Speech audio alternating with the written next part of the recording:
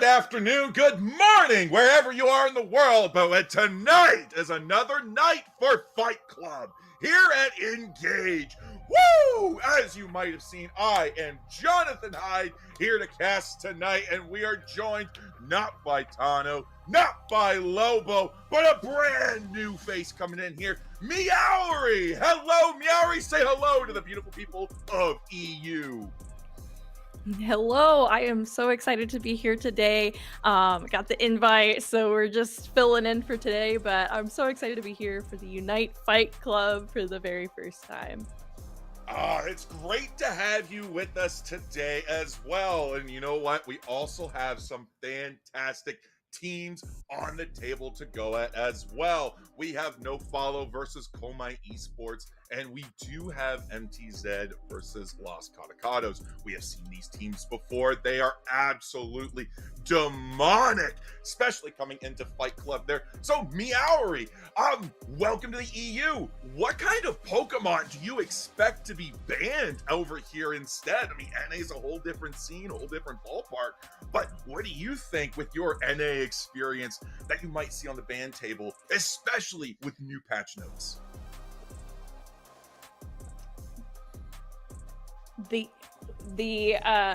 I'm expecting to see just, we see a lot of Snorlax for sure for Unite Academy.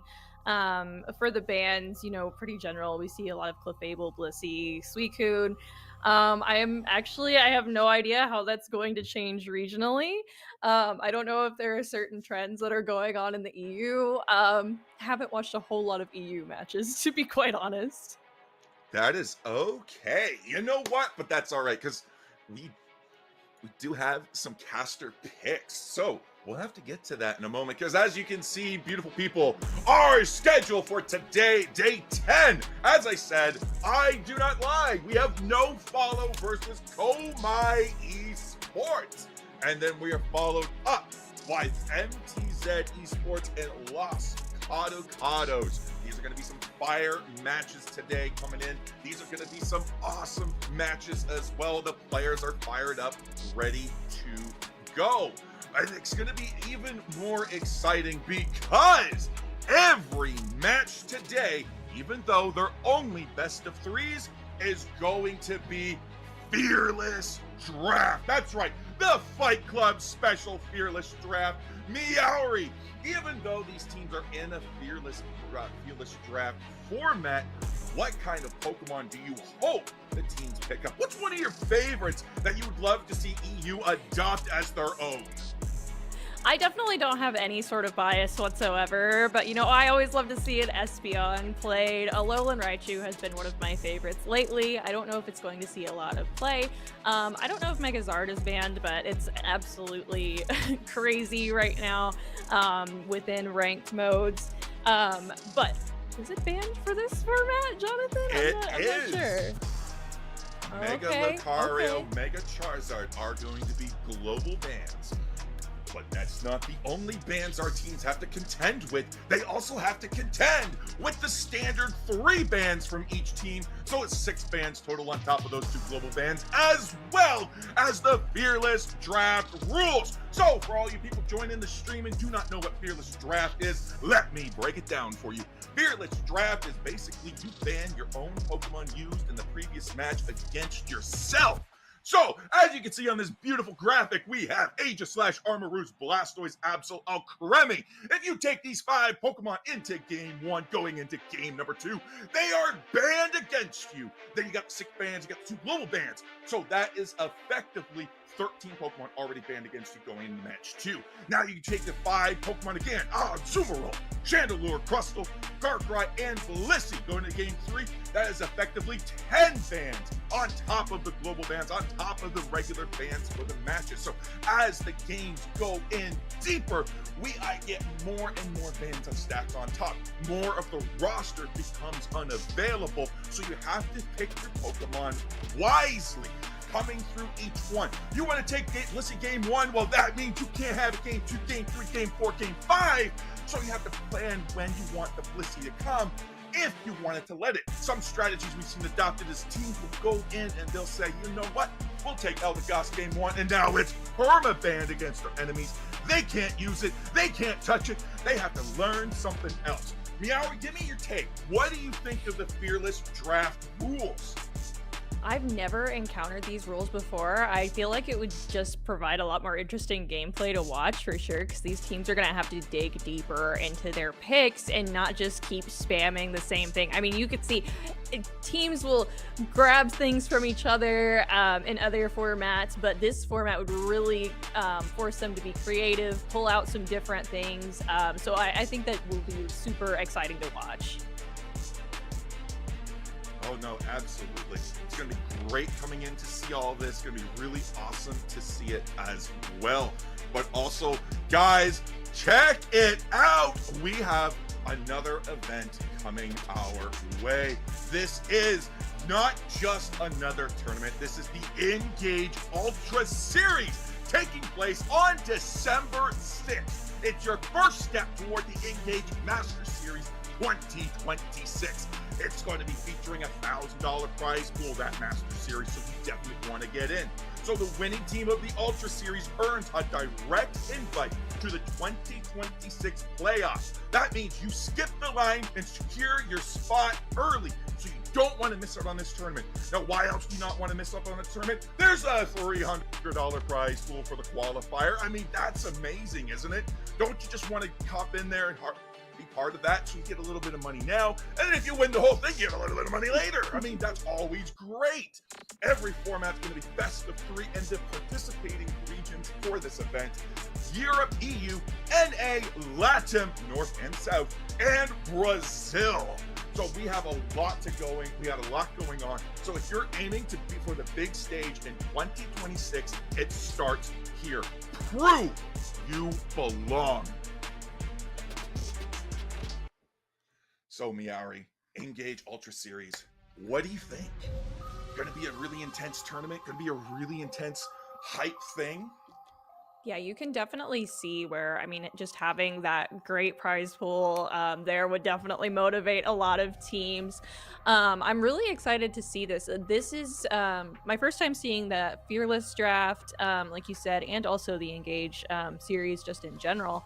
And super unfamiliar with all of it, so I'm really excited to see what these teams have cooked up in the EU.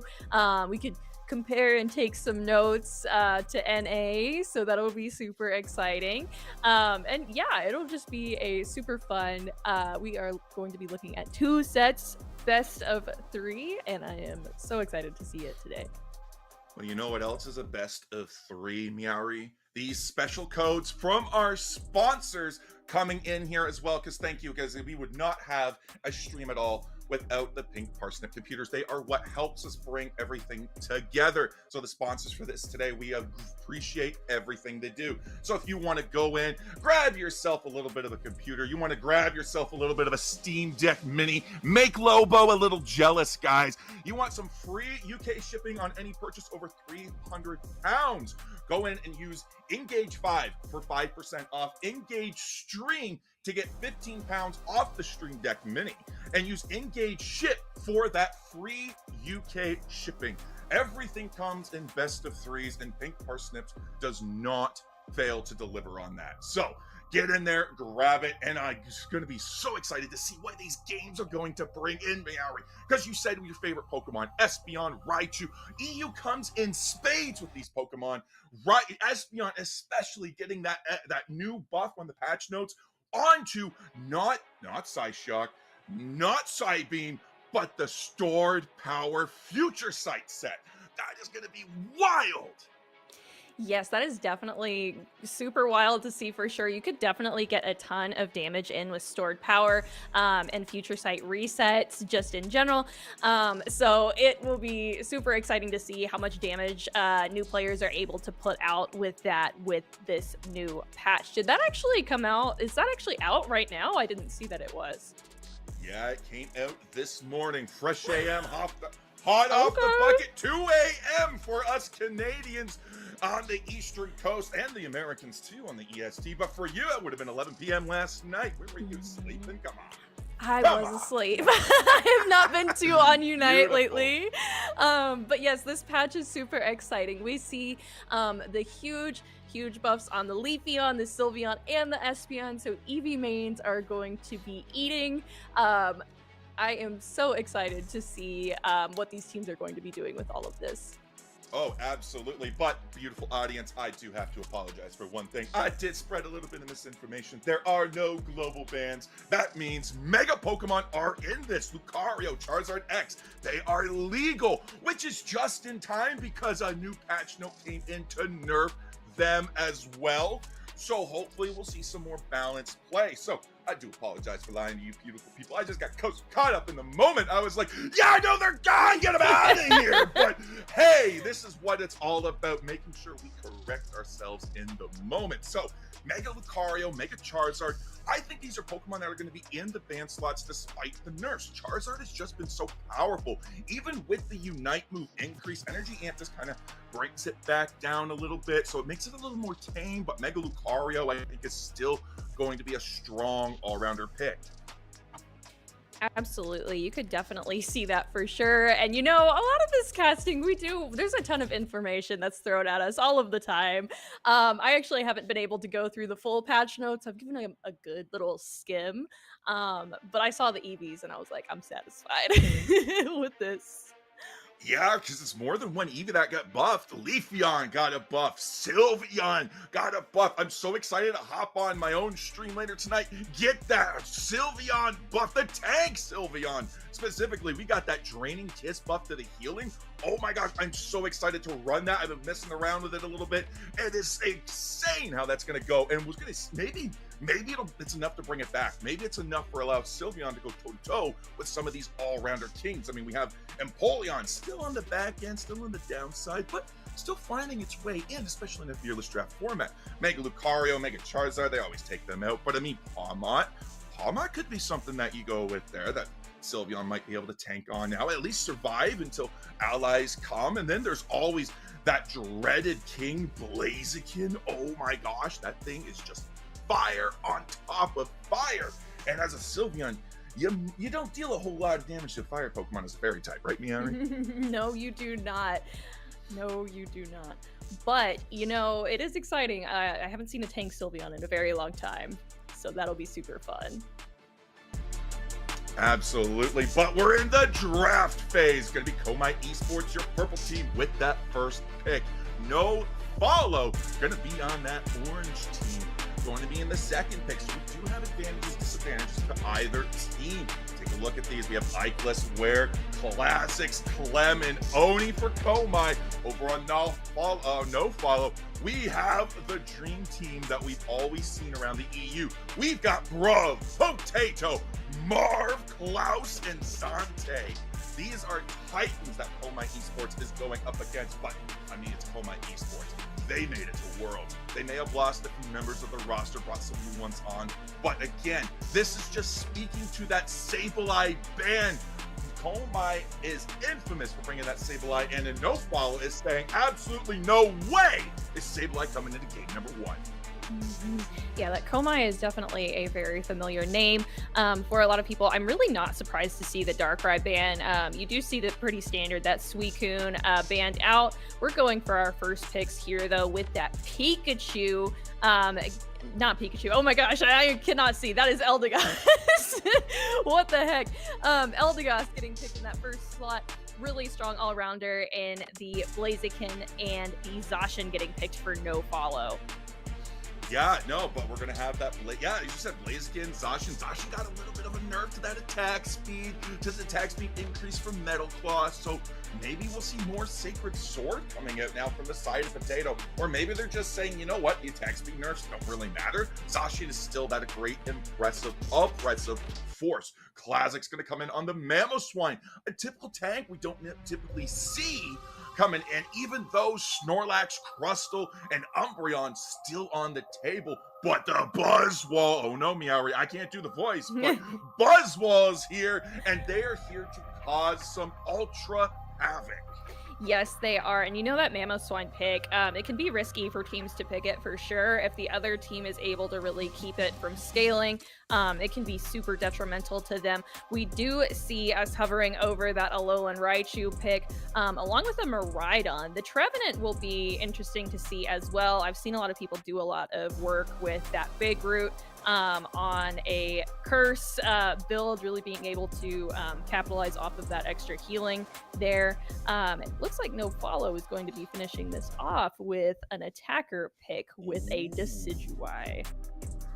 The Decidueye, the Dekadui, the Owl themselves gonna be showing off against Oni on the Raichu and Ikelis on the Miraidon. One bird, one mission, 2 attackers to outrange. When will it all go down? Right here in 30 seconds or so, once we get into this game number 1, Meowri. This is going to be a really great way for these Pokemon to come in against each other. They're very ranged, so that's what both teams want. They want to be able to poke. And there is our healers, too, on either side of the court. Yes, you can see that Umbreon could be running that Wish build. Is that a Floatstone that I see on Umbreon? I don't think I've seen that before. No, absolutely. That Umbreon is going to be a force to be reckoned with. We got Wish coming in, and we're going to have that, as you said, the big root, possibly Cursed Trevenant with that Horn Leech. That's going to be nasty. Or maybe with the big root, since it's got more healing, we might see more Pain Split coming in, because we do have the stuns on Curse, which might make it worth it, but I think Horn Leech is more likely. Horn Leech is just such an oppressive move. You lock them into a wall, you get that attacker damage, you allow your Dekadui to go in there, hit that Spirit Shackle, boom, pop! All of a sudden, AS points everywhere. Yes, for sure. And I don't know. I saw yellow and I was like, oh, that's Pikachu. And then I was like, oh my gosh, no, that's Eldegoss. What the heck is going on in my brain right now? But they don't look similar at all. I just saw yellow. It's fine. It is what it is. But we are heading into our first match of the day here. We have a Torchic in the central lane for No Follow, our orange team, and our Pikachu that will become a Alolan Raichu over on Komai Esports.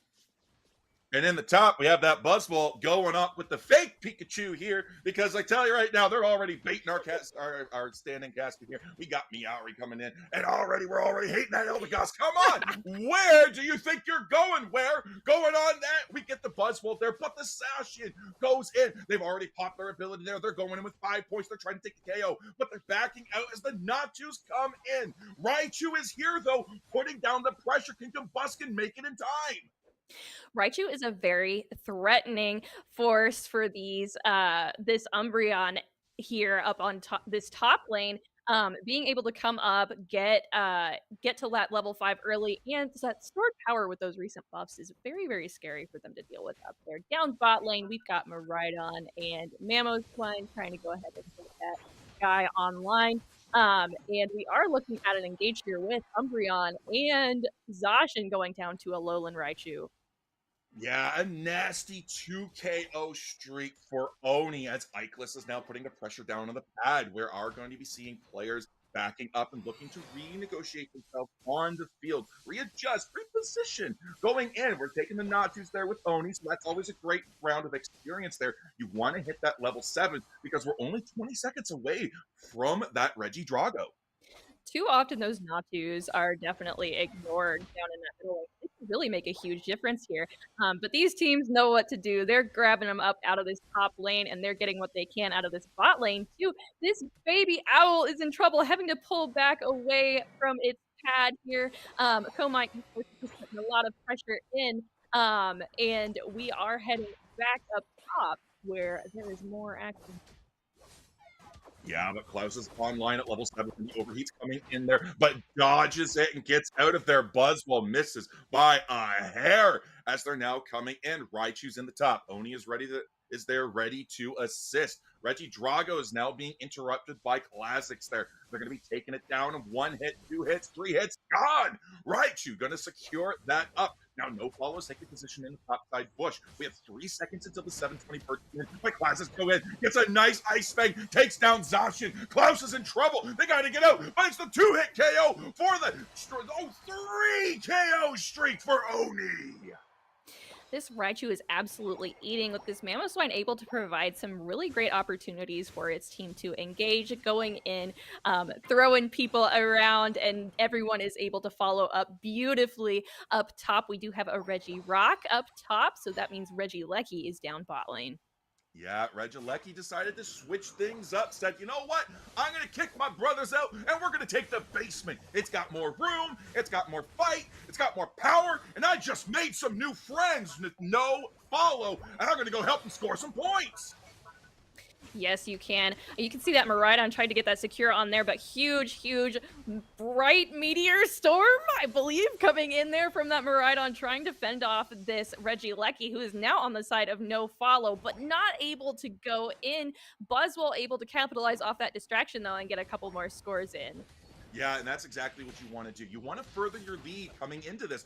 142-9. Komai Esports is absolutely dominating this team right now. No Follow is struggling to get on the board. You got a lot of Pokemon. You've got Blaziken. You've got the Decidueye. You've got Zacian. These are all Pokemon that look to score for experience, but more importantly, some of these Pokemon are looking to score for attack weights. With only 9 points, you don't have those weight stacks.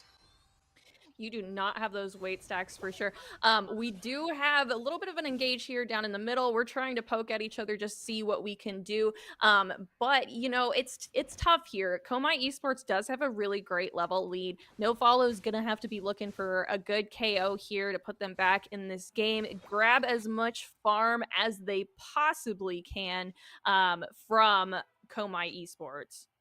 Yeah, No Follow's got to find a way to come back in because Komai is not going to give them any breathing room. They got to look for mistakes being made. They got to look for a way to come back into this. But they do have that bottom pad still up, which is very good for the Decidueye to move into that range. Blaziken's going to come in and pick up the Eldegoss there. There you go, Meowri. Fake Pikachu's already gone. We're getting our top Reggie trio here. And the Reggie Roulette coming in 7 seconds. Which one it'll be, we don't know. As Classics is put in a room by the Umbreon, sniped out by Zante on the Decidueye. Blaziken and Klaus already moving on to that. Meanwhile, we got Potato ripping and shredding. They're going for it. The Raichu's trying to get in there. Not able to stop it, but the Thunderstorm arrow comes out completely whiffed and wasted. Now as Klaus comes in, they go for the superpower and they go up and they're not able to grab anything there. So now the Miraidon is starting to zone out here. But we do have Zante getting taken down by the bright future meteor storm, and now they're looking for KO on Potato. The Sovereign Sword comes out to not get hit by the stun there, and a great job from it. But Komai Esports is continuing the onslaught. Phantom Force coming out, extra damage coming down on both teams. And it's Komai taking down not 1, not 2, but 3 members of No Follow. But with the jump pads now up, it is risky to keep the push going.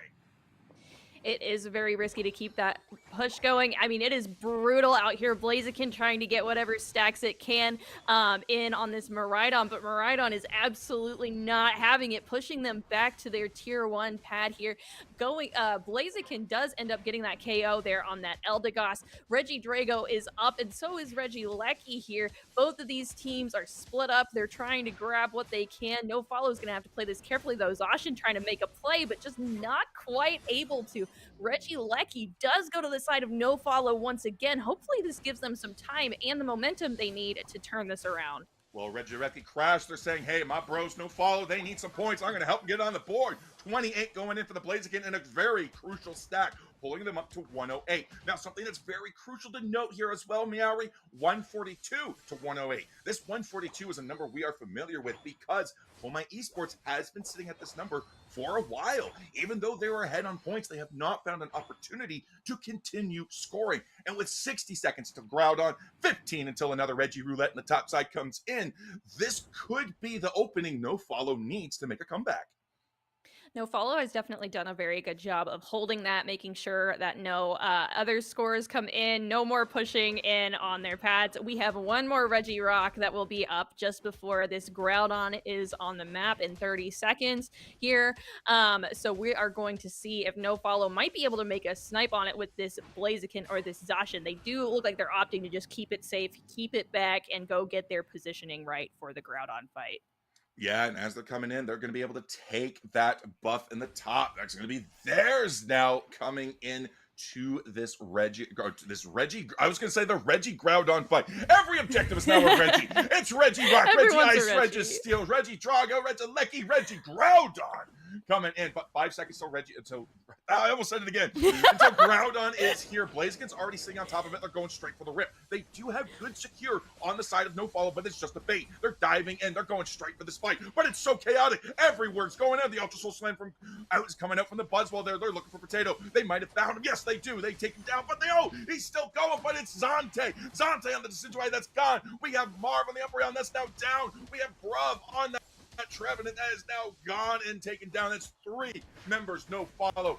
Gone there, but Classic's doing everything they can to zone it out. It's Miraidon! Miraidon gets the Groudon! And now Komai Esports is pushing the pads! They are pushing those pads there. You could see that Blaziken was positioned to really try to go ahead and snatch that out of their hands if they could, but there was just so much damage on that Groudon from the side of Komai Esports. We are pushing in on this tier 2. We are sitting at 242 to 108. Trevenant starting that engage here, trying to keep everyone off this pad, but they do go down. More ults are popping off here, and it is just looking like we are not going to be able to recover from this one. It is looking bleak, but it's 50 seconds left on the clock. This is a very, very comebackable position there. This is a position that you're able to easily make a push and try to come back from, is what I'm trying to say. Words are escaping me with how intense this match is right now. We do have a Groudon buff on top of the Decidueye. All they got to do is wait for the numbers, wait for the manpower, and then they can make the push. Yes, we are looking at grabbing as much farm as we possibly can here. We've got a Groudon buff on that Decidueye, which might be helpful if we want to make a push, but there's only 20 seconds left, and Komai Esports is anticipating any sort of comeback that happens. Unfortunately, with 10 seconds left in the match, I just don't see this happening for them. Yeah, well, I'm just going to call it right now. With the knock-knock used on those Swablu's Altaria, I'm not saying those birds, that dragon bird didn't deserve it. Well, I'm saying I think at that point, no follow was like, all right, you know what? We're not going to be able to make the push. We could try, but why don't we utilize this time a little bit better? Let's talk strategy for the next game, Meowri, because we got 5 bans already used against them. So now they have to come back. They got to win 2-0 to take the set, which again, we've reset points in Fight Club. We are in the second half of it, and it's going to be great to see come in. So the standings are still up in the air. These teams are now redefining the leaderboards, and this is their chance to define themselves within the Fight Club to see who has grown in the last few weeks and who has fallen a little short. Yeah, you could definitely see here where this Raichu and this Miraidon were putting in so much work for their team. The Eldegoss with the good 49k heals there. And on the side of No Follow, just tons of damage as well. They were very impressive in trying to keep Komai Esports. I mean, you could really see just from our graphs there that they were sitting at that level for quite a while. So we'll see what they're able to pull out. This is a best of 3, so there's plenty of time for them to go back to the drawing board and see what they can do to turn this around in their favor. Absolutely. And let's take a look at those damage numbers as well. We're peaking 92 on Ikelis. Amazing damage numbers. But aside from that, we're averaging around 55k on Onizante. And then things get a little bit lower. This was a little bit of a high brawly game, but nothing too major that resulted in major swings throughout. We had some nice pushes, but then we had backs off retreats. And that's why we also have low healing numbers as well. 38k from the Umbreon on Marv there. Where on 49k with the Eldegoss there. But again, look at the damage numbers taken as well. The tank's definitely coming in. 53k, 68k, and then Bruv coming in with 60k, Potato 50k. So they were taking the bulk of it. That's probably where Ikelis got most of the 92k there going into poke there. But again, we see that just being mitigated a little bit by Marv, which is great to see. So both of these teams have been doing an incredible job of being able to know when to go in, when to back out. And that reflects in the damage. That doesn't mean, oh, they're bad, oh, no, they suck, oh, they don't know how to use their Mons. It just means they were able to utilize their Mons in a really good way. Yeah, so it's definitely pretty balanced amongst them. I mean, Komai Esports, you can definitely tell that this is a very, very skilled team there, and it was very exciting to see them play. I like I like that you kept calling Eldegoss fake Pikachu. That did get me every time. Oh, absolutely. They're going to come out and get you anytime. I mean, fake Pikachu, Regigroudon. They're mixing it up on us. They're telling us, hey, listen, we got to have messing with these casters. They're new to the EU. We got to give them the old EU welcome. So it's great to see that we're getting messed with a little bit, even if it is by the Sableyes within the system going through there. They're not just infecting that, they're infecting our brains. This is why we love Sableye. This is why we love Sableye. Maybe me. Maybe not Meowri, but definitely me. I love Sableye. I do love me a Sableye. I do think it is a little evil, but that is okay. That is his point.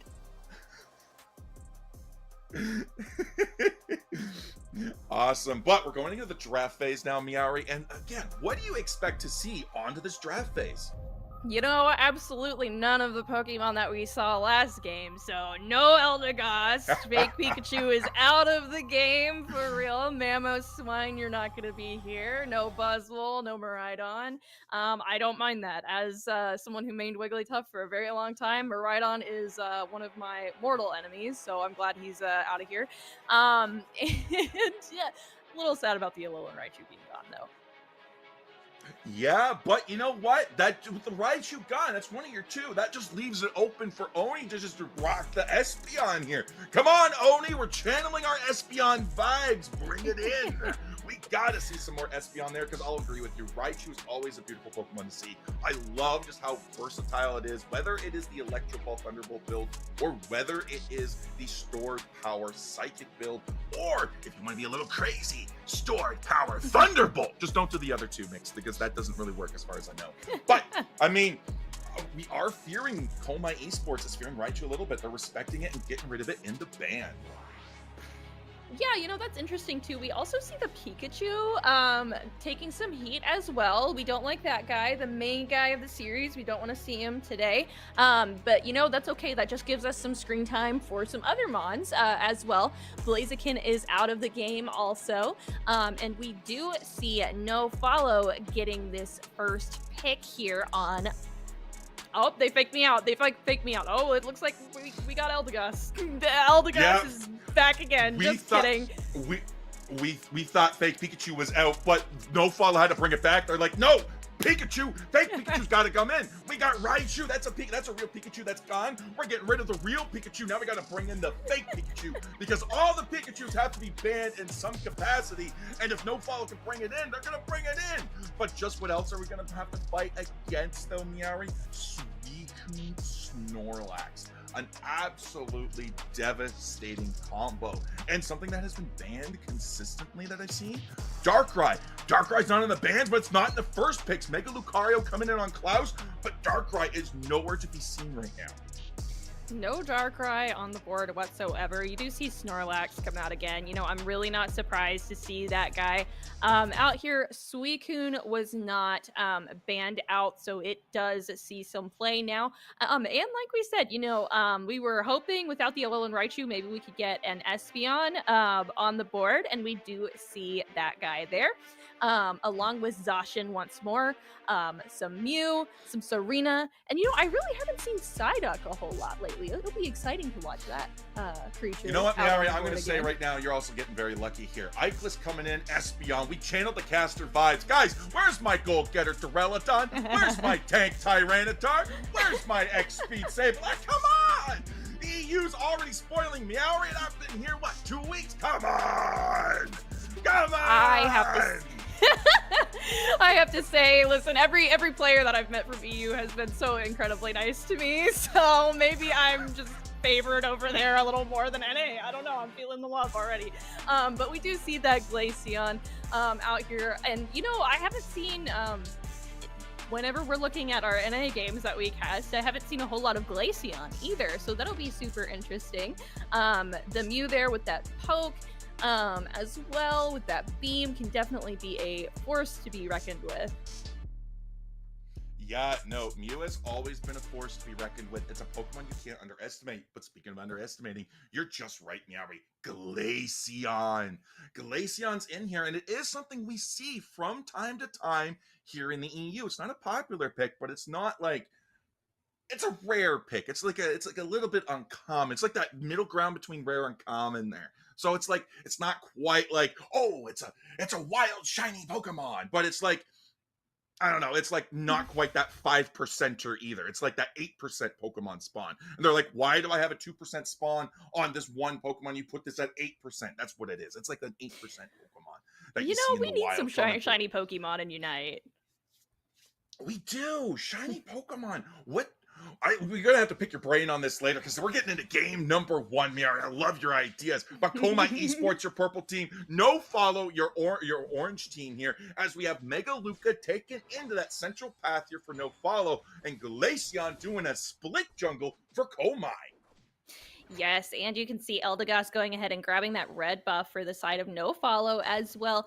Baby Espeon did go ahead and grab that blue buff. We are heading down to the bot lane with our Snorlax. Espeon is a fantastic early laner, has some beautiful secures there with Swift, and so we should be able to see it get online pretty quickly, and there it is.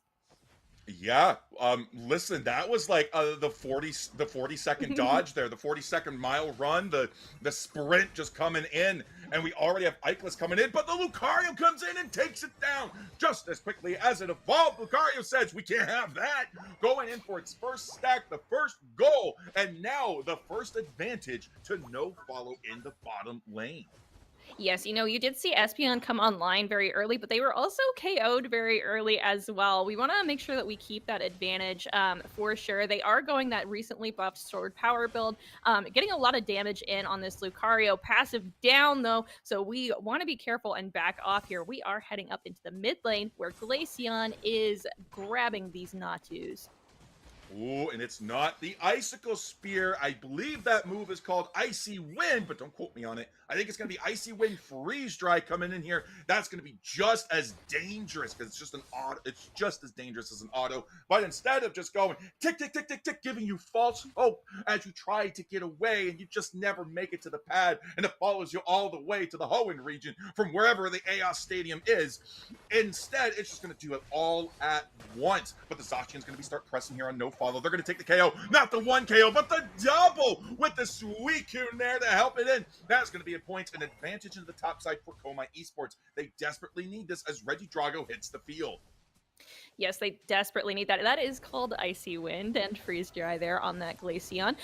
We do have huge engages on this Regidrago here. Glaceon might be in trouble having to get away from all of this damage coming in with this Lucario and this Mew. Surf coming in and pushing Snorlax and Espeon back, though. Pretty greedy, though, as we come in with our Flash and get the KO on the Psyduck.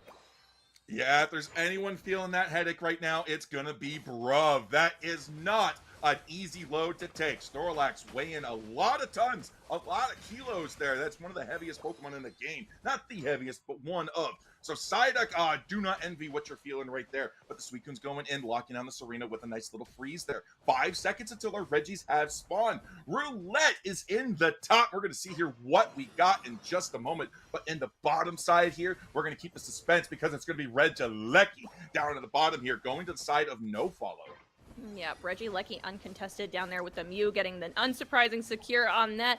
Komai Esports coming in, heavy slam in on the Serena, getting those stuns in where they can, though. They're going to have to be careful. Serena is a force to be reckoned with, especially with it having that Eldegoss by its side. Regirock is a little over halfway down here as we do see Aura Cannon come out, and a Mega Lucario is somewhere on this board here.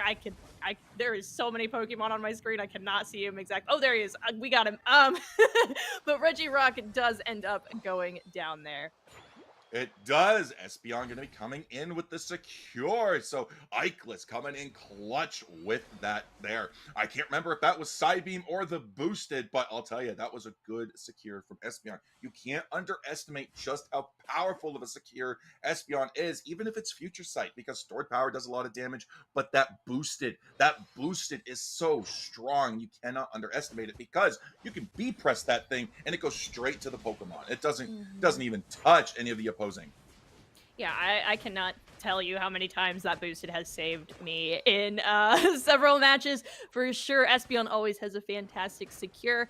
Both teams kind of poking at each other. You can see a difference in this round, though. No follow, sitting with a much higher lead than Komai Esports even had last game throughout, right up until the Groudon fight. Glacial Stage does go out. Lucario's in trouble as Glaceon gets the KO on it. Zacian coming in hot on this Eldegoss, and huge scores are coming in for Komai Esports. And this is exactly the push that they needed. This is now going to put them at 111 to 148. They're now back on the board for points. We take a look at the levels. They've now come back. Double tens compared to No Follow's triple tens, but that Glaceon is double digit ones. It's not just the highest Pokemon on the field once, but twice. Lucario now joining it there at the top there. Going to be level 11 as well, but they also have advantage in Unite moves with Snorlax, Suicune, which we could see as the Cotton Cloud Crash comes out. They're pushing in deep with the Psy-Eye, but it's going to be down 1-2 for the Glaceon Suicune combo there, and now it's going to be the poor little Snorlax getting taken down as the Regieleki is going to be playing for the side of No Follow once more. No Follow has gotten both Regielekis this game that have popped up, and it is going to be providing them some great advantage as they move up top towards our Regi trio that has spawned. Eldegoss might be in trouble, though, as Snorlax comes in with the heavy slam in on it, though. It does manage to get away. We are keeping close to our tier 1 pad here. We've got a Reg Ice on the board. It is, and we're past the 4-minute mark, which means another Regi trio will not spawn in time for our teams to take it for Groudon. So this will be the last topside objective coming in, but No Follow is ready to make the full advantage of that as they're going in and take down not 1, not 2, but 3 members of Komai Esports.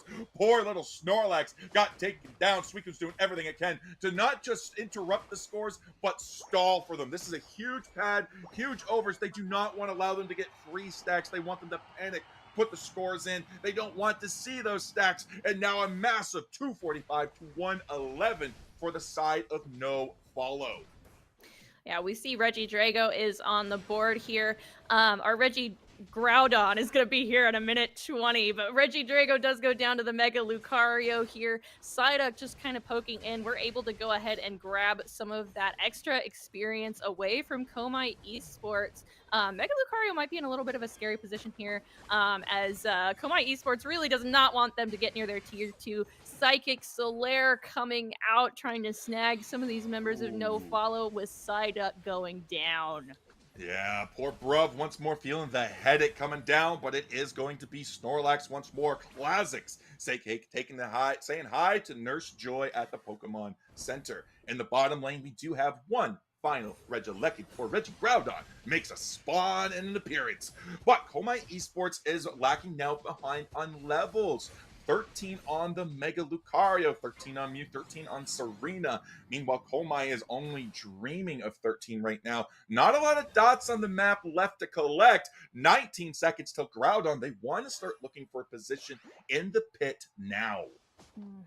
Yeah, definitely No Follow has been putting a lot more pressure on Komai Esports this game. We could be seeing this go into a best of 3, which we are definitely hoping for here. A game 3. Oh my goodness. Groudon is on the map though, and we are going to see how they play this out. We will indeed. We have Serena already looking down and seeing that Zacian, and there it is. We have Zacian just dive in and say, you know what, Clem has to take something. But already Classics is getting caught up by that Psychic. Solar Beam coming out from the Mew, looking for Poke.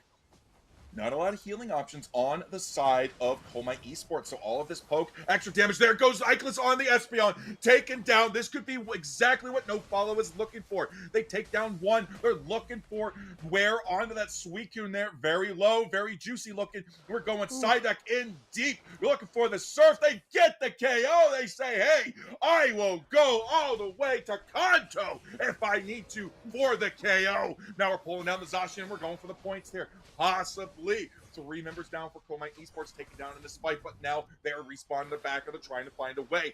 Bruv is making everybody pay for all of the headache, pain that he had to suffer throughout this match there. Eldegoss doing an excellent job with those pollen puffs. Who cares about the Groudon, really, when we can just brawl with each other? As Glacial Stage comes down, Serena's having to pull back as Stored Power is doing a ton of damage. Psychic Solaire's back out, but Mew is unstoppable there. Lucario trying to get its punches in where it can, but we've got to stay away from that damage from that Espeon. Electro Balls are coming out from the Mew as well. We've just decided that Groudon is just not something that we really care about. Mega Lucario going for the 50 in the home pad there. And this is one of the most chaotic Groudon fights I think I have ever seen, with Serena trying to 1v1 with this Zacian here. And the Serena does end up going down, but Mew gets the revenge, and we are out of time in this match. And Groudon, he's pretty lonely. He did not get any attention throughout this.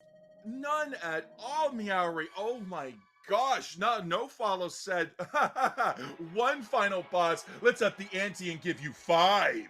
And Komai Esports was not ready for it. But the great control within the central lane, being able to keep the pressure on Komai, taking KOs, finding ground where they can to keep them on the back foot. Because members of Komai just kept falling one way or another in no coordination, the timers for their respawns were staggered, which means every time they're coming back in, they're still at a disadvantage there. So No Follow did a really good job finding the KOs, finding the opportunities, but also more crucially during these points, not overextending. Yes, for sure. You know, there was a moment when that Groudon fight that became just a central area fight, and then just an all-out brawl all over Komai Esports side of the map. I absolutely cringed when that Zacian came in on that Serena, but they were able to pull away, and everyone just got really... we were looking for those KOs. A huge amount of damage there from that Espeon with the 72k. Very impressive with that Stored Power. You can also see a ton going out from the Mew as well here with that 75k. Yeah, Zante showing the prowess of Mew. Everyone's going like, oh, it's just a Mew. Oh, it's too complicated for anybody to really play. But guys, you've got to look at this Pokemon. It's been here for years. It's been here the whole time. It's been a menace since day one. Even after the nerfs, Mew has always been a powerful Pokemon. And even though it's tiny and cute and looks like a little pink Pikachu instead of Marv looking like a fake Pikachu there, we do have to respect that damage output and the versatility, because 75k on that is no joke indeed. But we look at the healings now coming in from Marv, 52k. And again, look at the damage taken. Very low damage except on our tank, which is 61k on Classics and 55k on Bruv. Potato coming in at 51, so they're right up there. But I mean, what do you expect? They're right up there. They were always paired with Bruv or Marv the entire match, so that was always great to see. Yes, for sure. And I'm definitely happy to see that Espeon just living its best life after this patch for sure, Jonathan. Yeah, but that was match number 1. That was, sorry, we're still in match number 1. That was game 1 going to the side of Komai, or going to the side of, yeah, Komai Esports, taking it off No Follow. Game number 2, going to No Follow. So, you know what that means, Meowri? The caster's curse coming in for the players. We're getting exactly what we want. We're going to a game 3, baby! Yes, we are going to be heading into a game 3 situation here. Super exciting. And you know, I think No Follow was able to gain their stride against Komai Esports here in that second round. I mean, they were getting those scores in where they could. They were keeping the pressure on throughout the match. Komai Esports, of course, they had some phenomenal plays on their side as well, and huge damage coming out. I loved seeing the Glaceon, loved seeing the Espeon. Hopefully we get something for you in this next match. We'll see this next round. You know what? Maybe. They banned the Sableye game 1, okay? Maybe, just maybe, we'll see it come in to game number 3. Sableye is just the more likely of my 3 favorite Pokemon in the game to make it in. Because I'll tell you, Duraludon is not sitting pretty. Well, I mean, he is sitting pretty, but that's the problem. Flash Cannon holds him in place. Even with the Dragon Pulse, that's not going to be enough. I think he just needs a little bit of help. Maybe we get another patch that helps him. Next patch, come on, Timmy, you got to help brother out here. But we're going to see Raichu banned out on Ikelis here, as it's going to be Komai that takes first pick. Yeah, Komai with that first pick there. I'm not surprised to see the Megazard banned out once again from No Follow. We also really don't want to see Zoroark. Zoroark, I can't speak. Oh my goodness. I'm hoping I never see Zoroark and a Zeraora, but I know these teams are going to hear that and they're going to make sure that when I'm casting, that's going to happen in the same round. No Follow going for, interestingly, I thought they were going to sit on that, but no, they went for the Mew being banned out this game. You know what, Meowri? I don't blame you for mistaking that Charizard for a Zoroark, because I'll tell you right now, when you make the Mega Charizard a very similar color to the shiny version of Zoroark, even I get a little bit confused. I've never seen a shiny Zoroark myself, but, you know, it is something that I hope to see one day in my own playthroughs, in my own games. I'm just never that lucky. Even over in the land of Hisui, which has no Pokemon representing it here, so maybe, Timmy, come in the new year, maybe we'll see Hisui get represented just like Blissey's representing Johto here on Komai. Mm-hmm. Oh, we do see the Suicune go ahead and get grabbed by No Follow as well. We do look like we might be. Please don't tease me with the Blastoise. Okay, they're real with the Blastoise this time. Here, a super heavy hitter here. We do see a rapid fire scarf on it, so I do wonder if it's going to be. I think it's Hydro Spin. I always play Surf in the other move. I don't play that other build at all, but it can be a super heavy hitter for teams. Absolutely. Very disruptive move coming up from Blastoise, being that rapid Hydro, that Hydro Spinner move there coming in. And it is very popular within the EUC, that I have come to realize. I was like, oh my goodness, this is a thing up here. This is something NA never does. And I try to introduce it to a few teams or a few members of people I know over in the NAC. They look at me, they laugh, and they just walk away. So it's like, listen, EU's cooking something over here. There's something on the table, but what else is being cooked here is classics on the Umbreon. Nice heal's going to be coming out if they choose Wish, but even more importantly, Mega Lucario, possibly Ikelis also on the Darkrai. Yes, you can see Espeon does get picked once more, but this time on the side of No Follow. Komai Esports grabbing that Darkrai and that Decidueye here, and we are looking at a Cinderace on the side of No Follow. It's so interesting you say that about NA not seeing a whole lot of Spin Blastoise, because I don't see it a lot either. I mean, I think Surf and its other move are just so valuable if you get the right positioning and all of that. Spin, it seems like it kind of turns Blastoise into a little bit more of an all-rounder type of build, but I've seen it do just tons and tons of damage. It can definitely be really scary to have on your side. Yeah, I don't know. Super, super interesting there. Well, what else is terrifying is that it's no longer going to be Zante on the Owl. It's going to be the Decidueye. We're having a rematch of Oni versus Espeon Cinderace coming in. 1 Owl, 1 mission, 2 targets. We are going to see an awesome game out from Oni. They have been great on attackers today so far, but on Zante, especially after that Mew gain, I am terrified to see what's going to happen with that Espeon in their hands. Yes, for sure. And I don't think we see a whole lot of Cinderace getting played either competitively in NA. So that'll be really interesting to see um, over here in these EU games. Bunny just doesn't seem like he's a very popular pick for our NA comp teams. So we'll see some blazing bicycle picks as we move into our last game for this set.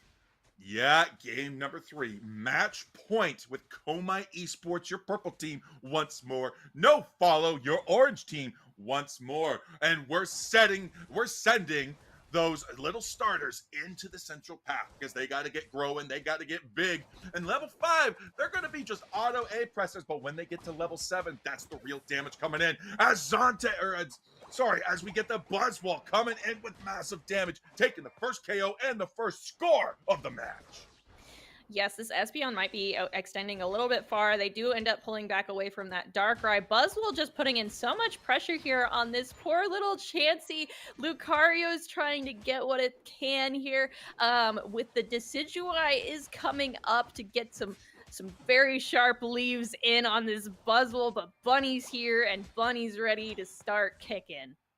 Yeah, already Potatoes taking 2 KOs on the top side there, and they're about to get their level 5. 5 seconds until the 850 birds. Those Swablues Altarias coming in there. The Dragon Bird going to make an appearance there. Already we're starting to hit it with the autos. We're going to get those stacks boosted up. Already we're going to be zoning out. We got 4-man top for both teams here, but we're not really able to make a position there. And sorry, I lied again. We had 3 people only top side of Komai as they're putting the pressure on poor little War Turtle in the bottom side. Yeah, War Turtle trying to keep them off of its tier 1 as best as it can. No follow, putting in so much pressure here on this Owl and this Chansey, trying to get some secures where it can. It's sitting at level 3. It really, really needs to get up to its level 4 to be able to make a difference. But the call has been made to try to get No Follow out of this central area. Suicune's in trouble as it does get fully punished for its team. Buzzwole able to get some uncontested scores in up top. Oh, yeah, Marv may have gone down, but Zonte got out there. Marv did get a level up on that, though, afterwards. So, arguably, maybe Marv should have got out. Zonte should go down there. The levels did shift. I don't know. But it does allow Espeon to be on the field a lot more, allowing Marv to come back and secure last second that clutch Regidrago secure. Yes, this is kind of a frightening situation here. We really need to get that Blissey up on board here. It's still sitting at level 3, not able to do the healing or anything else it needs to do here. Darkrai getting some big damage, and though Espeon being pushed back to those berries as this Blastoise is spinning all over the place here. Espeon getting that KO on that Darkrai, and Komai Esports is kind of just pulling back to their pad. We've got to get some farm where we can. Yeah, absolutely. We got to get those levels up. We got to get that experience in the pocket. Got to get us a few points there because we can't get stacks without some of them points there. But already Komai's on the back foot. They only got 4 in the pocket. That's got to be 1 stack for 1 guy. That's not what you want, and that's only even if they're stacking. But we're already going in. The Blastoise comes in and does a devastating hit on Marv, sending them back to the home pad there. Now they're looking that. Oh, sorry, that's not Marv there. That was Marv's on the Suicune there. I'm still learning the player names. I'm still learning all this. I apologize, guys. But all we need to know is No Follow is pushing hard under the bottom T1 pad.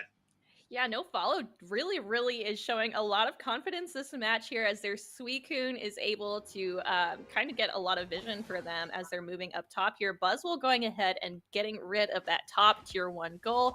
Regieleki sitting up here lonely, and No Follow is coming up while Komai Esports decides we're going to just grab what farm we can, and Umbreon is coming up to see maybe we could do something here. Yeah, Regieleki is going to go to the side of No Follow, but they're holding it as much as they can. They're not going to let it reset, but they want to let it go as long as possible. I don't know what the point is of holding it for that long, because now it just means that when the second Regieleki spawns in, it's not going to be able to be ripped fast enough before the 4-minute mark surpasses, allowing enough time for a third one to go in. But No Follow isn't concerned about that. They're just looking to push it in now. They want this tier 2 pad gone now. And with the zoning out coming in, even despite the knock there from Oni, it's gonna go in. Regieleki says, it doesn't matter if I'm in the bottom, doesn't matter if I'm in the top. No Follows, my homeboys. I'm gonna play with them all day long.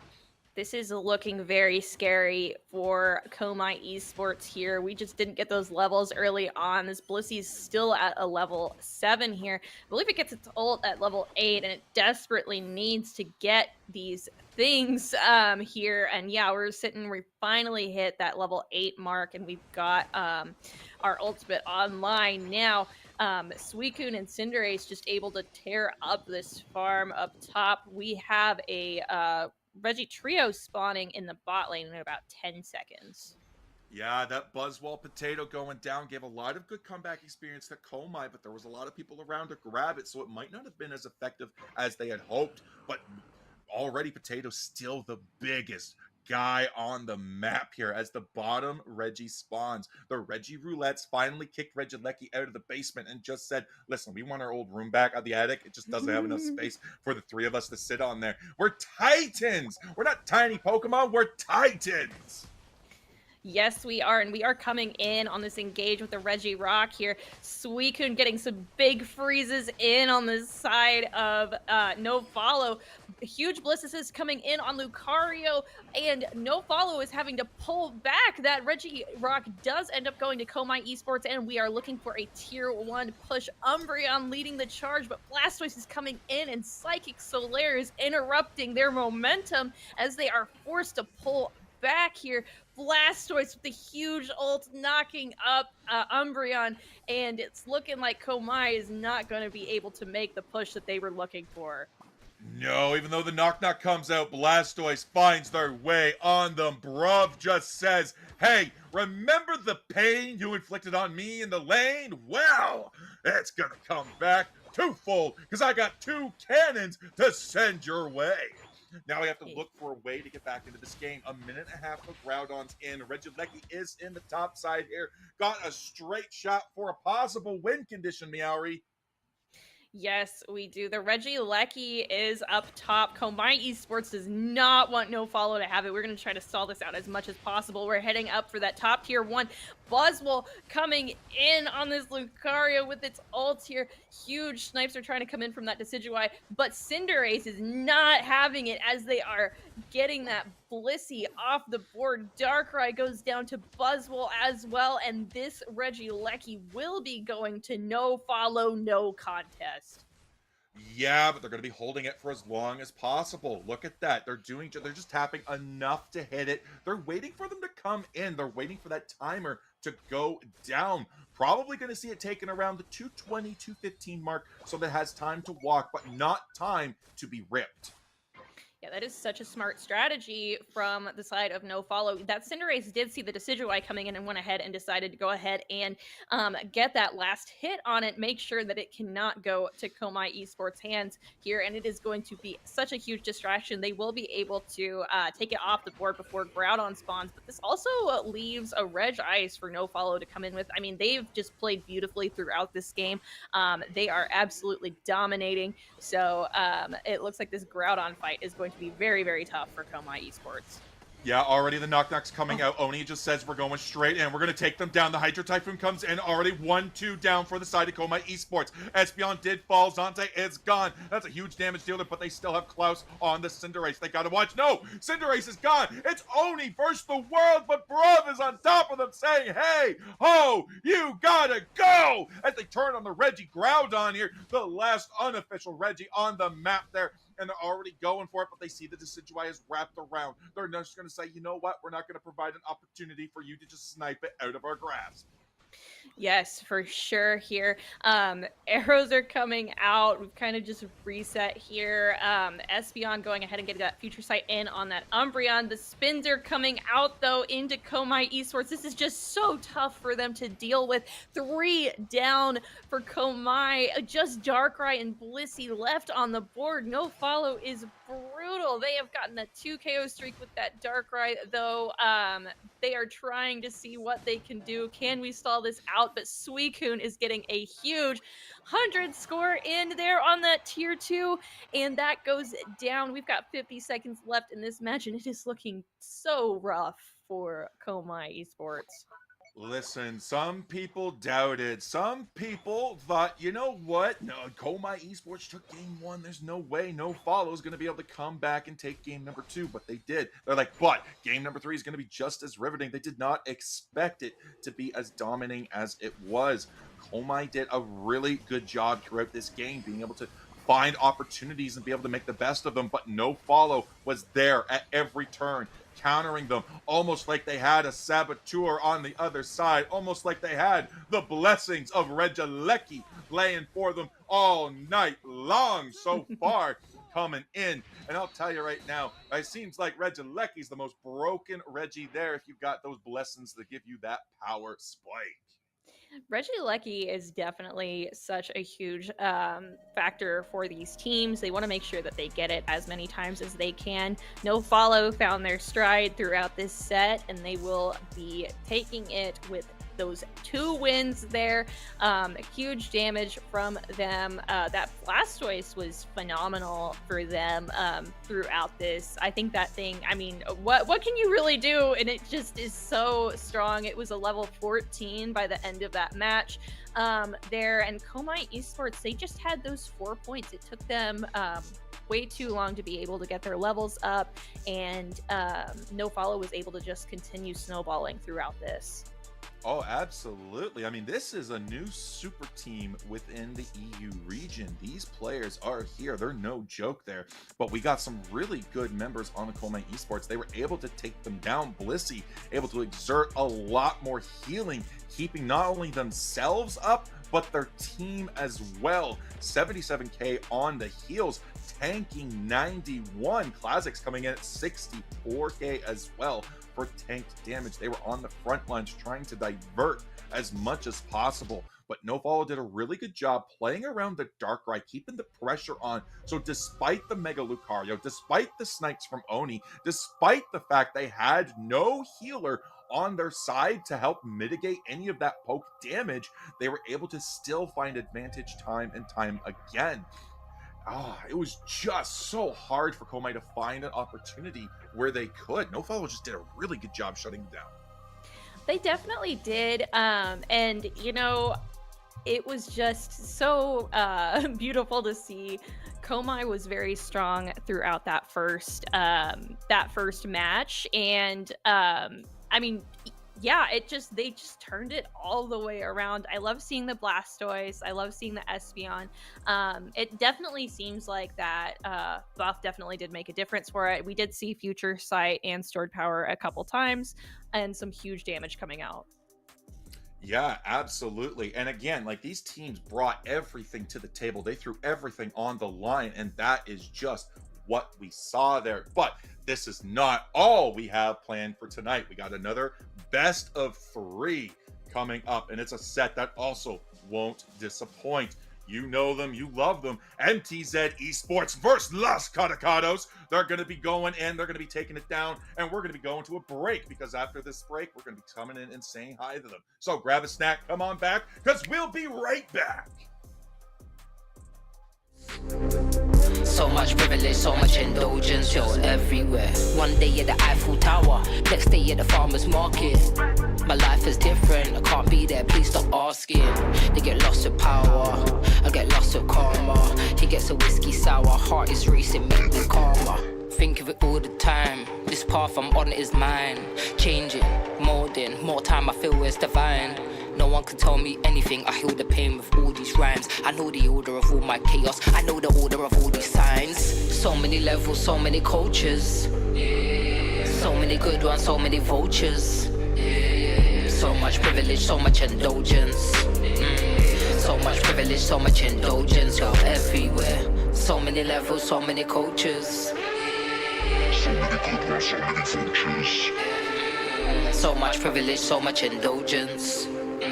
So much privilege, so much indulgence, you're everywhere.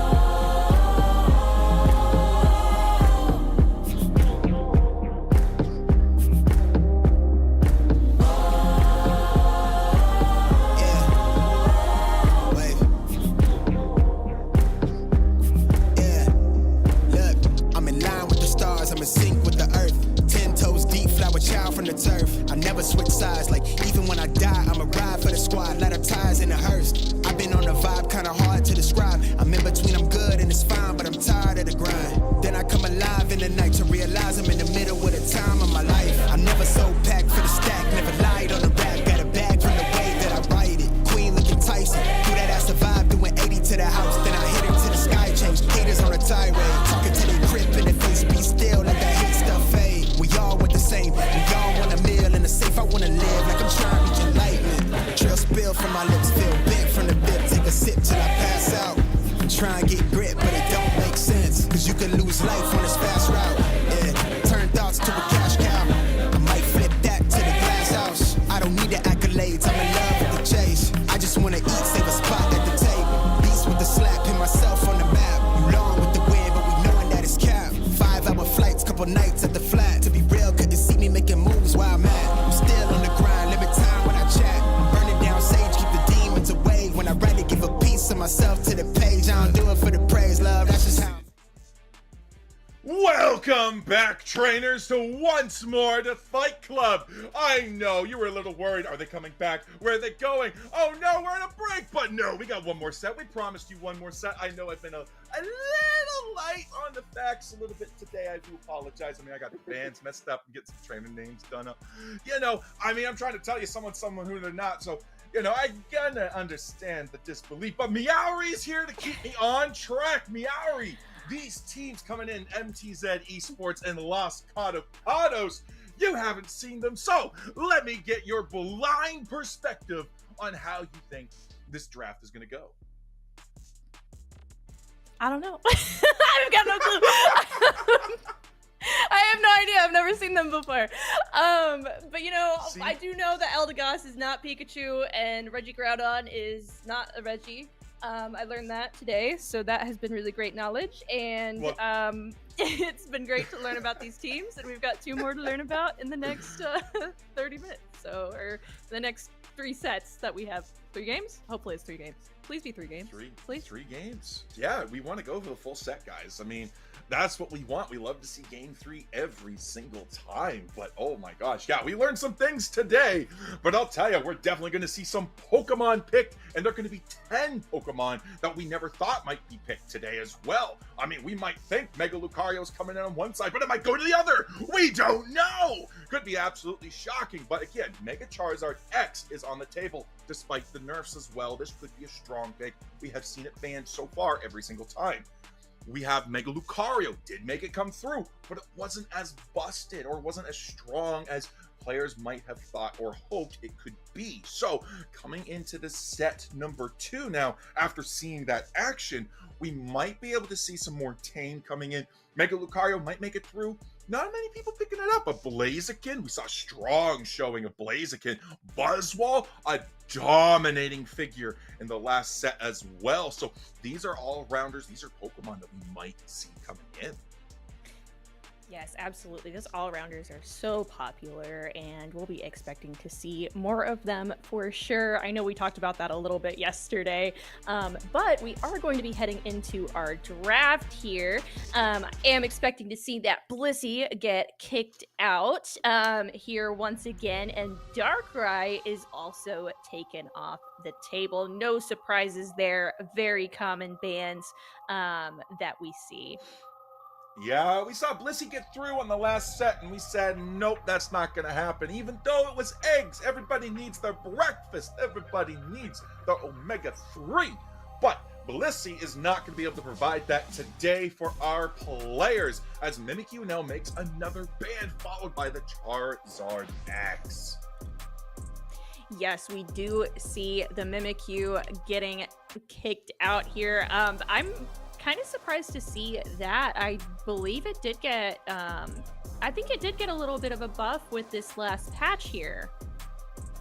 Mimikyu? Oh, it absolutely did. They do not want to see it go into the hands. It got a lot of missing HP buffs on a lot of what it does, and that is a nasty, nasty thing. But we're all going to see Jirari locking in Blastoise, with a Yami and Leo looking to lock in next. But we already have a Armara locking in the Buzzwole and Haro locking in the Snorlax. Deadly combo.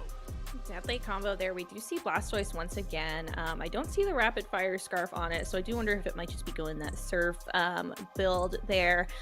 We do have, it looks like we might be going for a Hoopa play here, which is always a super fun support to watch. And we do have Mew on the board once again. No surprises there. Very versatile attacker. Yeah, Bertello going to be looking to bring this in. They must have saw the last game, saw that 75k on Dante. They said, you know what? Mew is busted now. We're going to bring it in. But even though even if it doesn't reach those damage numbers, the support that it's able to provide with Mystical Mirage alone, absolutely great. But Rapidash, Comfey, oh my gosh, Gaddy and Knight are going to be keeping us on our toes with speed. Yes, we're gonna have to be keeping a careful eye on that Rapidash as it zooms across the map. We do have a Gyarados come into play on the side of Los Caducados. That's what I'm learning. Sylveon is on the board as well with the big root, so we might be seeing that tank Sylveon here, along with an Armor Rouge as well. Yeah, Leo Locken and Gyarados, very uncommon pick. Even here in the EU, we're not used to seeing a Gary boy coming in. But I'll tell you right now, Gyarados, very powerful. Didn't get touched in the batch notes though, but still very strong Pokemon. We'll see how Los Catacados is able to make use of this all-rounder, or whether or not they're going to be like, you know what, we're going to test the waters a little bit. But Jose coming in on that Sylveon. Sylveon did get recent buffs. Look at those items. That big group, they're definitely playing more of a tank build. They want that healing maximized. Yes, and you know, that'll be super interesting to watch. I don't think we normally see a Gyarados that often in NA. No, even like I said, even in NA, this is just like a very rare thing to happen. It's not something that you see coming in all the time here as well. It's going to be absolutely crazy, absolutely nuts. It's going to be nice to see as well. It's a non-standard pick. And Meowri, if there's one thing we know about me, it's I love my non-standard picks. Yeah, we definitely want to see those unique things as well. I need to go through the patch notes again. I'm like, did Gyarados get adjusted? But we're going to see how these teams are able to leverage its power, as we do have our Gyarados and Hoopa heading up to that top lane with the Sylveon in that central area for the side of Los Caducados, and Rapidash in the side of MTZ Esports central lane. Yeah, Rapidash always a great central laner there. You want to get it online to get that D-Gleam. Even if you get it on quickly, you can go in for the invade. Sylveon, bit of a slower clear coming through, but once you get that level 6, it is the tank nightmare that you do not want to deal with there. So as we're going in now, we're already diving in. We already have the Mystical Fire coming in, picking up the first KO on the Comfey there. Already, Jose is showing just how dominant they can be. We do have Buzzwole there, played by Armara, on the back foot, ready to go, but they're also being a little wary. But their central laner is now here. Knight is ready to go with the Rapidash, but they're pulling out, extracting. 10 seconds to go as Los Catacados is now moving into their own central lane. Yes, they are able to make an interesting play there with the Sylveon going ahead and grabbing that red buff and making the call for that Mew to go ahead and grab that blue, being able to leverage the advantage of those buffs between more teammates, since Sylveon has that ability to level up early. Their huge pressure coming in on to MTZ Esports Tier 1 top pad, as this Comfey and this Rapidash are trying to get some damage out and push them back. They're able to find the KO on the Gyarados there, and yes, that is a level 4 Gyarados. That came online really quickly, but already MTZ is finding ground on where they can find it. Not in the points, but they are looking to further extend their level lead. Rapidash is already level 6, but Los Catacados is already jumping in. They have a level 5 Sylveon, but they're saying that's not a problem there because we're just going to go in and we're just going to be a menace. Hoopa's trying to get away there, but we already have Armara onto that Buzzwole there, and we do have Gaddy, not just on any Comfey, but a sweet kiss Comfey. Yes, that will be super interesting to watch throughout this. Gyarados is here and ready to start showing off its stuff, but it is able to provide some huge damage in there as 1, 2, and 3 members of MTZ Esports go down. Gyarados said, don't doubt me, I'm getting these 3 KOs super early, and I'm going to show you what this all-rounder is truly made of. Yeah, I mean, if you're going to be running an attack weight there, not the bracer, though, you still want to get those KOs because that gives you points. Buzzwole going in, trying to find the KO there, but does not have its second move, so it's still looking for level 7. Rapidash does, though. Smart strikes in, dives right back out, trying to get in, find an opportunity for the Suicune Comfy to go in. Meanwhile, MTZ Esports is now moving on to the Regidrago with not a Fire Spin Armor Rouge, but an Armor Cannon. We're going signature on this one. We are, both objectives are spawned on the map, and we are split up looking at both of these here. Majority of Los Caducados is up top here. Rapidash getting some huge damage in, with Buzzwole coming in to finish off that Hoopa there. Mew providing some backline damage, but we've got to be careful here. Mew and Sylveon do not want to face off against a Buzzwole and a Comfey combo. No, absolutely. Buzzwole Comfey is nasty to go into. The Sweek is able to lock you in, but Los Catacados is not fearful here as they are now defending against the Gyarados, who got the Lecky in and is able to score 38. Gyarados able to get in there as MTZ is able to put the stop on this one. Gyarados is such an exciting mon to watch throughout this, being able to just dive in and just absolutely obliterate its opponents there.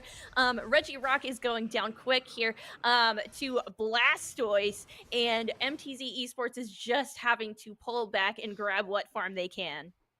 And already Gyarados is going back into the central lane there. This is the Pokemon that Los Catacados wants online. They want this big, bulky beast just gone up and up there, but Mew's already going to get taken down by Armara there. They're looking for the Sylveon KO. They're coming in with the Ultra Soul Slam, but the Fairy Frolic comes out. Now they're looking for a KO there, but they've done. Now we have the Triad Blitz coming in there. MTZ Esports is looking to stay up, but the Suicune comes out, isn't able to find a connection there, but didn't need to. Eject onto Jose there. Suicune coming in. They find the KO back on the Mew. They finally take Jose down, and now we are on the run as a Snorlax as we are now caught out. Finally taking down the nasty duo, Buzzwole Comfey. This is brutal. As you can see, just so many KOs came in there. MTZ Esports is going to have to be careful. They are sitting at 21 to Los Caducados' 214 points here. They're going to have to grab what farm they can, see if we can make a push. We've got this bottom Regieleki. This would be huge for them to get to be able to push this game into their favor once again, but we are going for potentially some scores on this tier 1 with Rapidash coming in. I did not see if it's stacking or not, but the Gyarados is able to get such a quick rip on that Regieleki, just able to take it out of MTZ's hands. Yeah, the Rapidash is looking for quick stacks there. It is running the special attack stacks, but the Psycho Boom comes out, but it's not enough to get away. We do see the pickup on the Blastoise taking it down, as we do have that retreat from the spaceship there. Is that what we saw? We saw a spaceship there? Was that the Snorlax? That is an astronaut Snorlax. They are going to the moon if they can.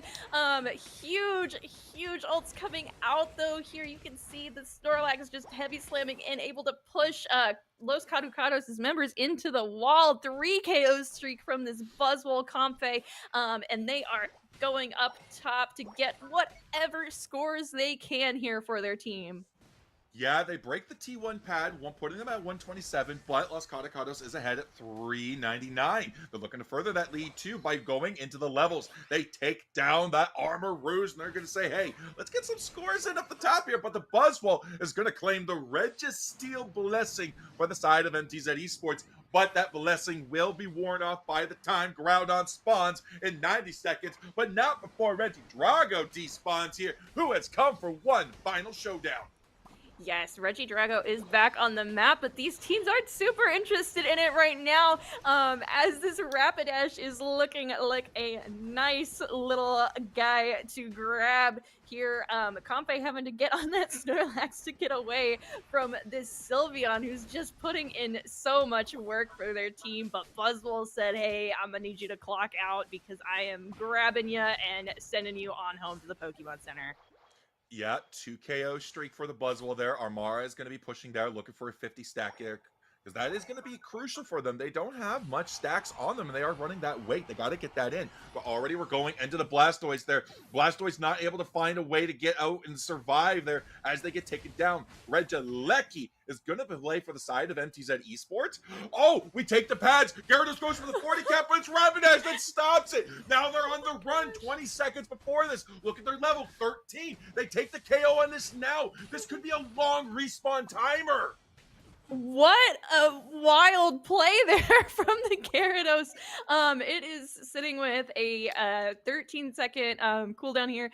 So it'll be back on the map in just a minute, but it might be good for Blastoise to be able to keep its team alive as long as it can for that damage dealer to come back. Hoopa is down though as the power nap comes out from the Snorlax here. Huge stuns. Buzzwole, the super cell. The slam, he's angry. He's level 15 with a Comfey. We gotta be careful. Sylveon is down with the final hit on the Armarouge.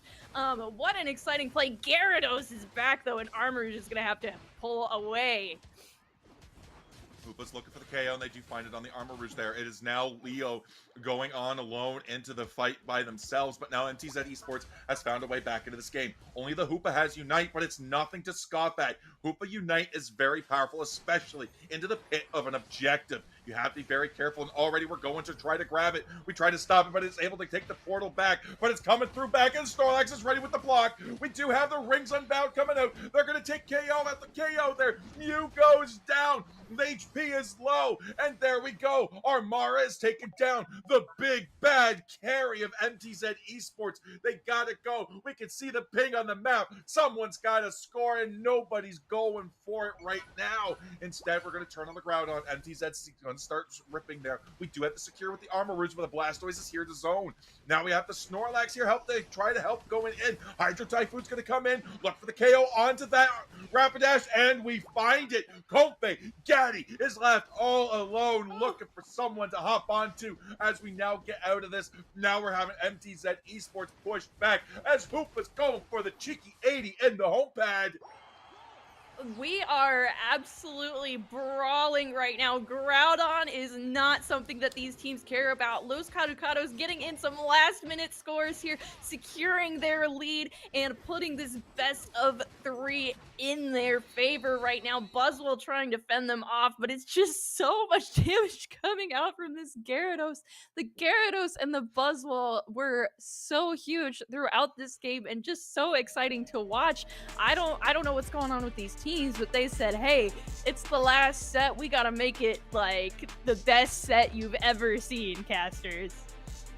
Yeah, oh my gosh. Let me tell you, Los Caducados has found a way. They're like, they watched that last match. They're like, hey, listen, we saw how that went down.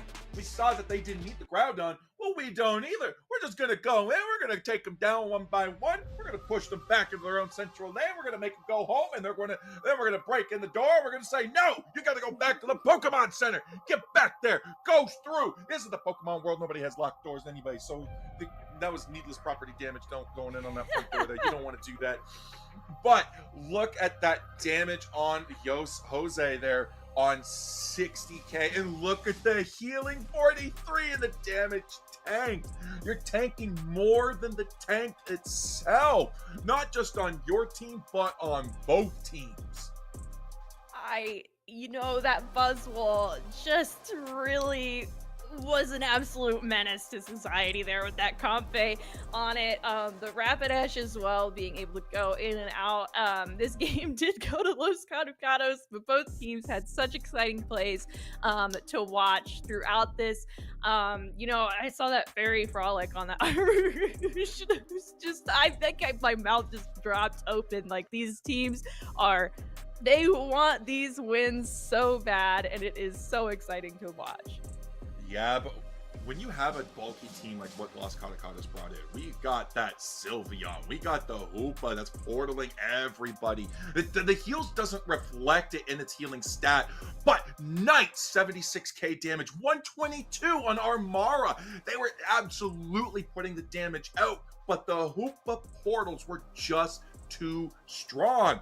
If this was a regular game of Pokemon Unite, I'd say we would almost certainly see Hoopa on the ban list, but Los Catacados did that to themselves because this is Fearless Draft, Meowri. Yes, and I think they'll be happy to see that the Buzzwole is off the board as well, because that guy was just doing a lot throughout that ground fight and throughout the match itself. Really bold plays from both teams. And I mean, I'm also glad we're going to see some variety there with the Comfey being off the board as well. Maybe we'll see a Blissey. I think it's pretty standard in all of these sets. We do see the pink guy come out every now and then. I'm kind of hoping I can see a Wigglytuff at least one time throughout these. Hey guys, play Wigglytuff. But we'll see. We'll see what they pull out. Wigglytuff is a sleeper pick, which is funny because it puts you to sleep. And if you have it with a Darkrai, you have some really worse nightmares there coming in. You have some bad dreams kicking in, and that's never a good combination. But if you have a Snorlax, you just yawn, you're just a little drowsy. You're not quite asleep yet, but the Gengar comes in and just makes everything so much more worse. So, oh my gosh, we got a lot of sleep effects I'm realizing in this game. This is crazy. But we're going into the draft, folks, and we're ready to go and get this done. Who has first pick, we won't know on, because we're just casting. We're seeing the same screen as you, so we're going to see who it is in a moment. It's going to be MTZ Esports in the first pick slot saying, Darkrai, get out of here. We heard the cast is talking. We don't want bad dreams here. We don't want him here. No nightmare for me. And also Mimikyu is going to be out as well. So we've got some spooky mons that are getting kicked out here. Suicune also is not going to be seeing any gameplay through this game, at least. Blastoise is getting a little bit of hate here. He's not allowed to spin all over the map anymore. And Mega Lucario is also going to be out of the game. Which is funny because I'm pretty sure it was Los Catacados that brought the Blastoise in. So this is exactly what we're seeing. We're seeing a Pokemon that they utilize coming in, saying, hey ho, we got to get this gone. Let's get it going. And then we're just going to say, now that we can't use it, neither can you. Mega Charizard X, Mega Lucario going to come out. But hey, if you really want to Mega Evolve, show some Mega Mewtwo, show some Mega Mewtwo X and Y a little love. Yeah, you want to, I mean, if you can't have your Mega Lucario and you're a Lucario fan, I mean, you can just go grab the regular guy out of the off the shelf, I guess. Los Catacados is going ahead and securing that Blissey pick for themselves. I think it's very smart of them. If they're not going to have that Blastoise, nobody can have it. If I can't have it, you can't have it. But we're going to have Crustle, which is a fantastic defender. Some great setups it can make for its teams, and it'll be super exciting to watch. Oh, absolutely. I'm in love of Crustle. That's my first and only gold badge in this game. I am biased towards Crustle as well, but I see it so often. And it's at the point where, Timmy, where's our battle pass for Crustle? Where's the bro needs some help? Give him some Unstoppable and X-Scissor, please. Please stop sending me to the other side of the map when a Delphox fire spins me. But we're going to see fake Pikachu coming in on Gaddy. We got Haro coming in on the Umbreon there. That's an evolved fake Pikachu, because everybody knows Eevee is the fake Pikachu. Pikachu, the original mascot, Eevee the Invader. I'm sorry, Meowri, someone had to say it. But we have Leo locking in on the Zacian as well. Going to be a very oppressive pick into that top lane. Yeah, EU's showing you some love with that Crustle for sure. We do get the Inteleon here as well for the attacker for the side of Los Catacados. Absol for MTZ Esports. Rounding it off with a Scizor Aura. Scyther. I'm not sure which. We're going to see. Yeah, I'll do it if it's the other one. You know which one. Oh yeah! Oh gosh. Okay. Listen. So we were doing a little bit of a mic check earlier. Meowri said, this is as loud as I'm gonna go, and she's made about as loud as she's ever gonna go. But now if Jose picks the Scyther, we might see her go just a little bit beyond, a little plus ultra onto that. And if you know what Meowri's capable of, you'll know exactly what's coming. And if not, it's gonna be a surprise for you, EU. Yes, I mean, I'm gonna tell you, we're amping this up. We're amping it up. You know what's coming, Meowri. But we're gonna have MTR on that Espeon there, and Knight on the Absol coming in and saying good night. with that sleeper pick. Absol's going to be so great to see coming in, especially if it is against you-know-who. You-know-who, and we will see who it is going to be throughout here, whether we get a Scizor or a Scyther. So, you know, it is what it is. We're gonna see. Excited to see Blissey again. Very common, but you know, didn't get Wigglytuff just yet. But we've still got potentially another game. We'll see for them to potentially pull this out. I think these teams are fairly evenly matched. So, I mean, that first game, anything could have really happened there. I mean, both teams just had great plays throughout. Absolutely shocking actions were happening. I mean, the solo ult on the Armarouge, I just keep thinking about it. That Sylveon was beefing for sure with that Armarouge. They did not want them to listen, I'm actually survive any longer. I'm actually surprised the Sylveon didn't make it into game 2 on the other side here, because Los Catacados did a really good job playing with it. So now when we go over to the other side here to MTZ Esports, they're just like, you know what? Never mind. Espeon is the sleeper pick here that we're going to use. Sylveon, we're going to save that for game 3 when we win this set. Oh, absolutely. Yeah, we are going to be looking at some more Espeon play, which I'm a big fan of for sure.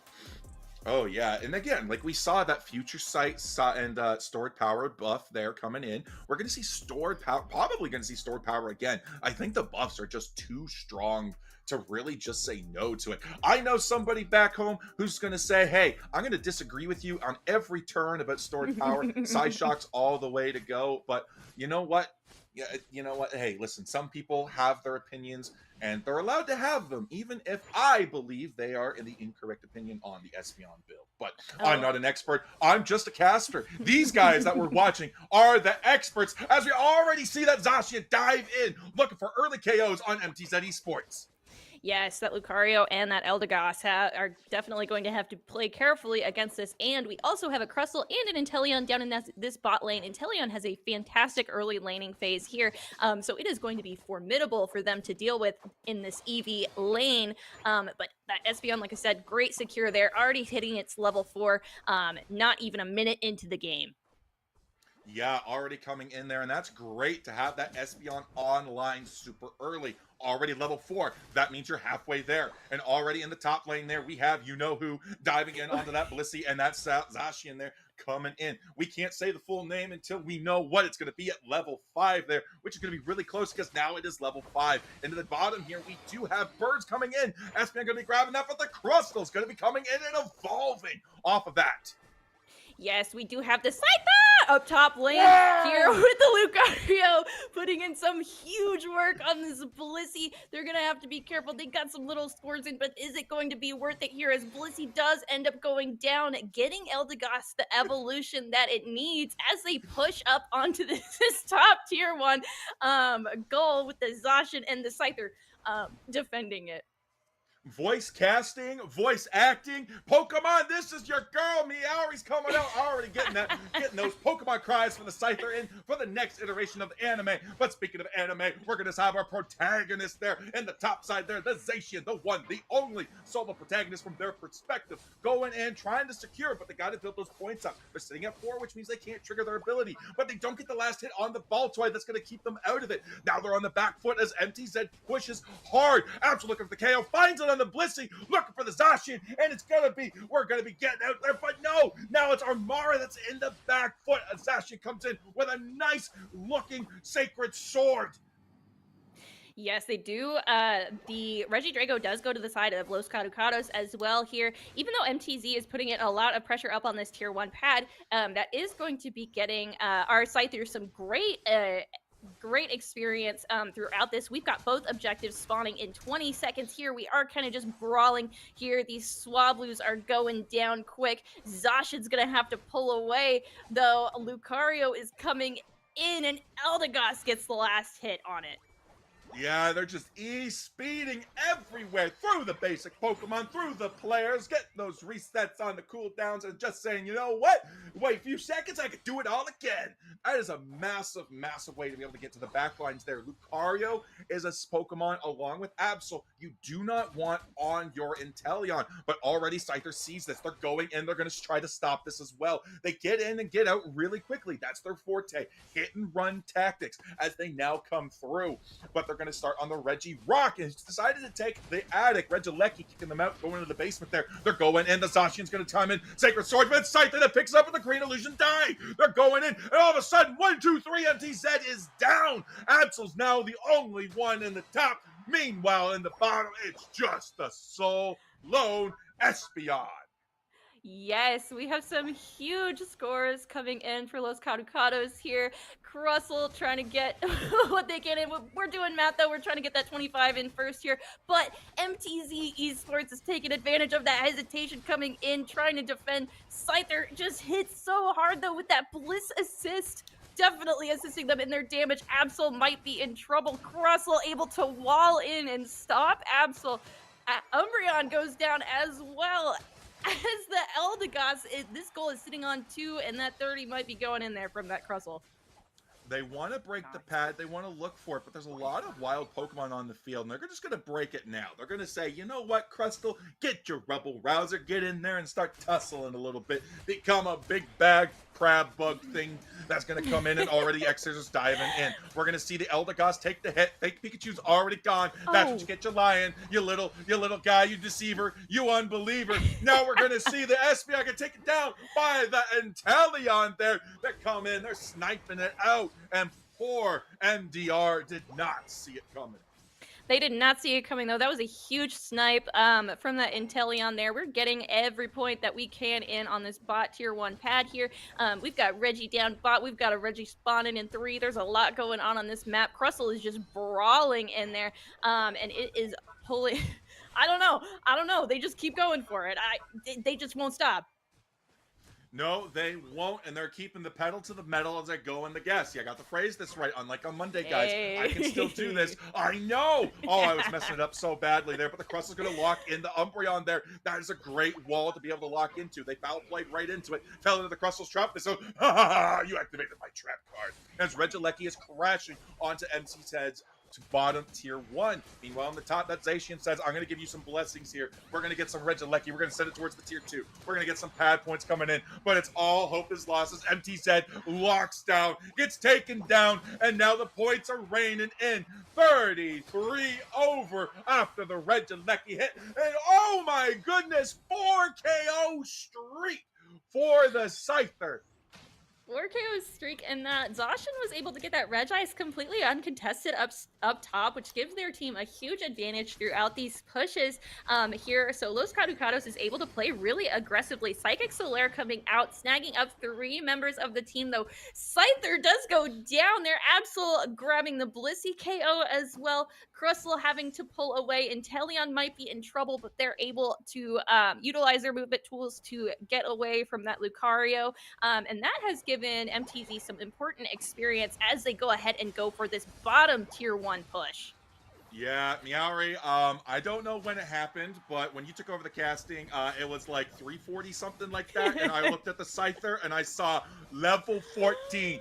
Bro, how long has bro been 14? Oh my gosh, but you know what? Leo says, give me some of that action. 3 KO streak going to Leo. They're saying, listen, I am the protagonist of this story, and Jose is just a background character. They're just a filler. They're the rival who doesn't know they're not really the rival as we're coming in, because that's going to play to the role of the Lucario for MTZ Esports. They got to be the nemesis as we go into the Groudon fight in 40 seconds.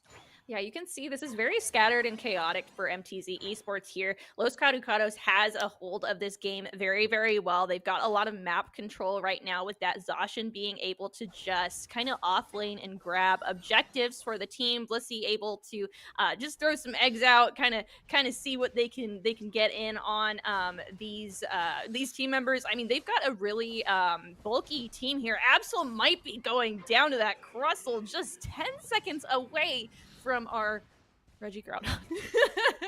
Yeah. Enteleon trying to get away as they were walled in. Luckily, it's foul play, so it's able to, but that is a scary situation. It's gonna have to back. Groudon is already off the board with the Blissey secure, and the Aura Cannon trying to come out from the Lucario to try to snag it, but it just wasn't enough. I mean, Los Caducados is showing such dominance throughout this. Moonlight France trying to grab whatever shields it can, but really, is there much MTZ Esports can do, Hyde? Not at this point, unless they all respawn. Like, they gotta use some dispatch coffee or something like that. Get off that resting cooldown, because as they're coming in, there's a lot of points coming in, and these are a lot of points raining down. 150 to 557, though. If they're able to grab buffs, if they're able to find KOs, there is an opportunity for them to do this, and this Crystal is low enough. The Scyther is squishy enough, but the Eldegoss is taken down. They gotta survive, and they're just getting taken down one by one. They gotta fight as a unit if they have any hope of staying alive in this set. Yes, for sure. And, you know, Los Caducados is sitting there with 773 to MTZ Esports 150. They've just got them sitting in their home base. I mean, the doors are locked, and they're trying to keep them from just knocking the door down here desperately, trying to get in whatever damage they can. But I mean, really, we're 40 seconds left into the match. The Absol goes down once again to the Scyther, and there's just not a whole lot they can do. Not at all. With 30 seconds left to go, MTZ has just said, you know what? We're going to bow out right here. We're just going to say, you know, we're just going to stay home. We're going to talk it out. We're going to say, you know what, guys? Kumbaya. Everything came through. It is what it is. But Eldegoss have blood on their hands. They want to go out. They get the cloud crash. And all of a sudden, MTZ Esports says, no, not the Eldegoss. And they're all riled up. And they're going in for the brawl. They're going in there for sure. I love that Crustle skin so much. It's so cute. It's a little Christmas cake, and he's a violent one, but he's jolly. He's in the Christmas spirit. We love to see it. But Los Caducados finishing off this set with 2-0 with an 855 to 150. Fantastic game. 18 KOs on that side. That one wasn't it. We tried. We got MTZ two. we got two, but the second one wasn't as good. We'll try again. It's a work in progress. But you know, you can really see where they dominated throughout this match. Like I said, the map control there with really capitalizing off of their offlaners and keeping vision constantly on MTZ Esports. I mean, they just really, like you said, pedal to the metal. They just kept them down, and they just could not get back up. No, absolutely. They were staying down. They just said, we got to keep you down. They weren't even running safeguard on that Blissey. They're like full heals, maximize everything. 119k heals. If there's anybody that got their Omega 3 today, it's Los Caducados, all right? MTZ Esports wish they could get that, but instead, they got 52k heals of pollen puffing. And I'll tell you right now, that is some good heals. As an Eldegoss main myself, listen, I know you average around 30, 40k or whatnot, so when you break that 50, 60k, that is amazing. But look at the damage tanked. You could tell that all of the damage numbers from Bertello, from Jose, coming at 124, 145, the majority of it was going to Gaddy and Haru. They were doing their jobs, shielding their team, saying, hey, we're going to stay up. We're going to tank for this, provide vision for our team to go in, find the opportunities. We just weren't able to do that. The damage coming out. But oh my gosh, I just looked, Meowri. That is a 145 Inteleon. Oh my gosh. Yes, that Inteleon had some great snipes throughout this game. There we saw, of course, the absolutely brutal one coming in on that Espeon. But, I mean, it was really able to backline, stay safe, pull away from the all-rounders for MTZ, make sure that it was able to, just sit in that backline, and they did a great job of not letting anybody get in on that fragile Inteleon.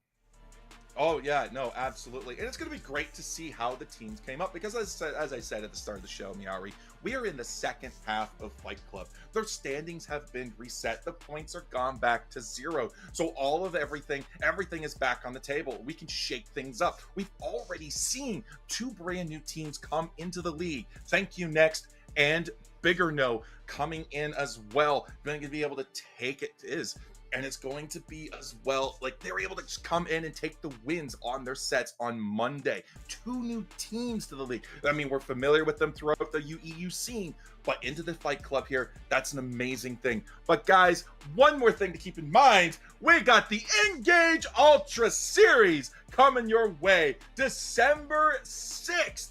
Don't miss it. This isn't just another tournament. This is your first step towards the INGAGE Master Series of 2026. That Master Series featuring a $1,000 prize pool. You definitely want a shot at that pot.